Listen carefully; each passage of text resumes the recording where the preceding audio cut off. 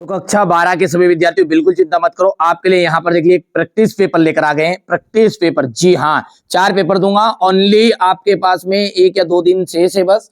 बढ़िया से आप तो कंप्लीट करो, मेरी गारंटी है आप तो अच्छे नंबर प्राप्त करोगे इन पेपरों के जरिए। ठीक है, कोई रियल नहीं है लेकिन आपके लिए बहुत ही रियल से कम नहीं है, बस इतना ध्यान रखना आप। ठीक है भैया, ये देख लेंगे धातुओं का परावैद्युतांक होता है तो अनंत। एक तार की विशिष्ट प्रतिरोध निर्भर करता है पदार्थ पर और रीडरबर्ग नियतांक का मान होता है, यहाँ से देख सकते हैं। संयुक्त उष्णदर्शी में नेत्रिका की फोकस दूरी अभिदृश्य की फोकस दूरी के बराबर होती है। प्रकाश की व्यतिकरण में ऊर्जा परिवर्तित होती है और विद्युत सेल में जाएगा विद्युत ऊर्जा का। ठीक है, विद्युत सेल स्रोत है। यहाँ से हमारे इंग्लिश मीडियम वाले बच्चे बढ़िया से कंप्लीट करेंगे, ये देख सकते हैं आप।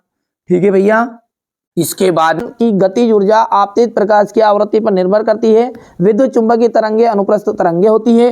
विद्युत वितरण संबंधी किरचॉफ का प्रथम नियम आवेश संरक्षण के नियम पर आधारित होता है। कला संबद्ध स्रोतों के प्रकाश तरंगों के मध्य कालांतर समय अपरिवर्तित होगा। रीडरबर्ग नियतांक यहाँ से देख सकते हैं 1 ई म्यू जूल 1.6 × 10⁻⁻19 आ जाएगा। यदि बात करें आगे की तो यहाँ से आप बढ़िया से, हमारे बच्चे कोई दिक्कत नहीं है, बढ़िया से जल्दी जल्दी स्क्रीनशॉट लेंगे।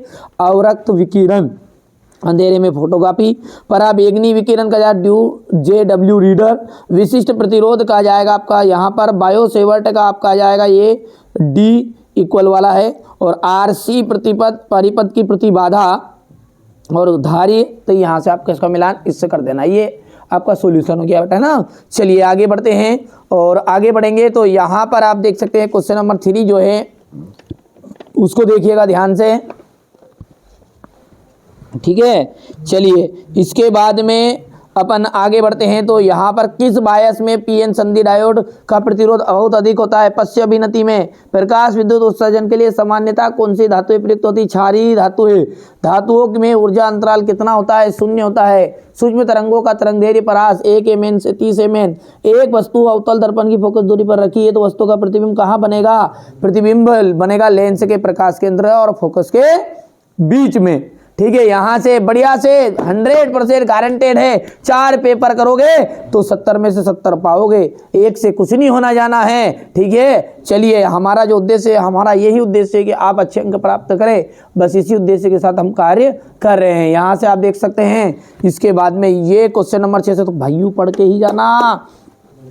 2 समविभव प्रश्न एक दूसरे को प्रतिच्छेद नहीं करते। विद्युत फ्लक्स क्या है? इसका एसआई मात्रक हो गया है। किरचॉफ की वोल्टेता का नियम। अनुगमन वेग क्या है? धारा घनत्व को परिभाषित कीजिए। 1 एम्पियर को परिभाषित करिएगा। बायोसेवर्ट का नियम लिखिएगा। चुंबकीय फ्लक्स किसे कहते हैं? इसका मात्रक बताना है। वाट इन धारा किसे कहते हैं? पुनः आंतरिक परावर्तन के लिए क्या शर्तें हैं? जब कोई वस्तु उत्तल लेंस के समक्ष फोकस दूरी पर रखी जाए तो प्रतिबिंब बनने का किरण आरेख आपको खींचना है। तापायनिक उत्सर्जन से आप क्या समझते हैं? प्रकाश विद्युत प्रभाव क्या है? नियम लिखिएगा। बोर के परमाणु मॉडल की कमियां लिखिए। रदरफोर्ड के परमाणु मॉडल क्या है? ठीक है, यहाँ से आप देख सकते हैं क्वेश्चन नंबर ये 13 हो गया। ये आपका क्वेश्चन नंबर 14 है। आप तो बढ़िया से कंप्लीट करो, हमारे बच्चों को कोई समस्या ना हो, इसीलिए हम यहाँ पर दिन रात मेहनत कर रहे हैं।